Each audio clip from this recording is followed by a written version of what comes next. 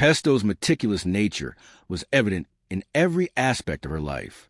Everything had its place.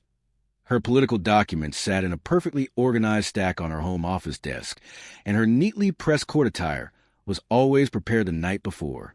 But today, Caroline wasn't heading toward the White House, where she typically commanded authority as President Donald Trump's spokesperson.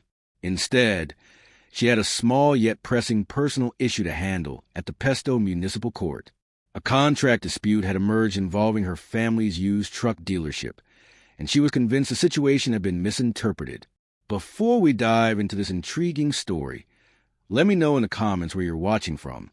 And don't forget, hit that subscribe button so you never miss the latest stories. For this court appearance, Caroline opted for an outfit that was more relaxed than her usual formal wear.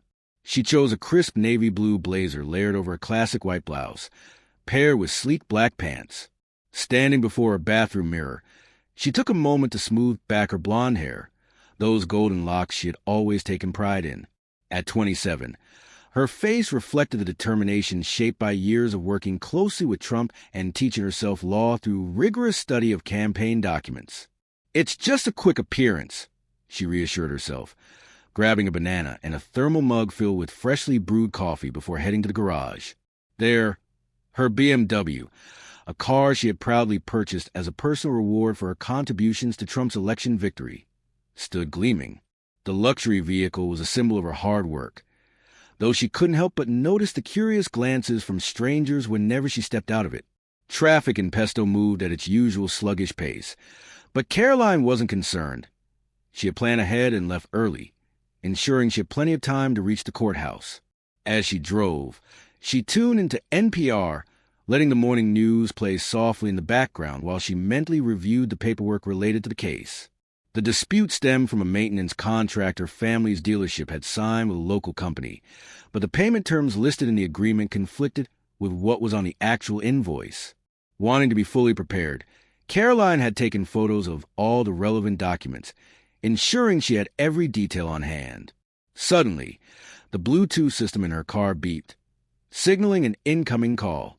The screen lit up with a familiar name, Michael Reynolds, a senior political advisor at the White House. Caroline's heart picked up pace. A direct call from him this early in the morning?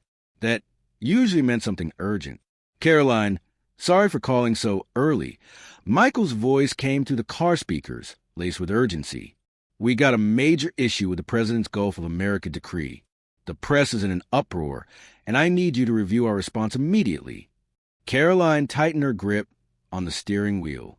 The decree renaming the Gulf of Mexico to the Gulf of America had already been one of Trump's most debated policies, and she was the primary person responsible for handling media fallout. "How much time do I have?" she asked, keeping her tone professional. "Before noon," Michael replied. "I'm sending you the documents now. Can you look them over and call me back?" "Understood," Caroline said, her voice calm despite her mind racing with calculations. She had planned to arrive at the courthouse early to find the right courtroom, but now she needed to find a place to stop and review the documents before proceeding any further. Spotting a small coffee shop nearby, she quickly pulled into a parking space. Wasting no time, she retrieved her laptop, connected her phone's hotspot, and opened the files Michael had sent. The press inquiries were sharp and demanding, requiring precise, legally backed responses to justify the decree. Caroline carefully crafted notes, determined to deliver a perfect response. Time slipped away faster than she realized. When she glanced at the clock, she jolted. Court was about to start, and she was still 10 minutes away. Quickly, she called Michael back, relayed her initial thoughts, and promised a more detailed response after court. As she got back on the road, she reminded herself to stay calm. She had never been late for a press briefing or an event. It simply wasn't in her nature. However, her role as White House press secretary meant that at times, urgent matters took precedence. The Gulf of America situation was a crucial issue that could impact Trump's public image and the perception of millions of supporters. The morning's response had to be handled strategically. Finally, she pulled into the parking lot of the Pesto Municipal Court, just a few minutes behind schedule. As she hurried toward the entrance, her phone buzzed. A message from Michael appeared on the screen. Your quickness was spot on. Thanks for prioritizing this. Caroline allowed herself a small, satisfied smile. At least, despite the delay, she had accomplished something important.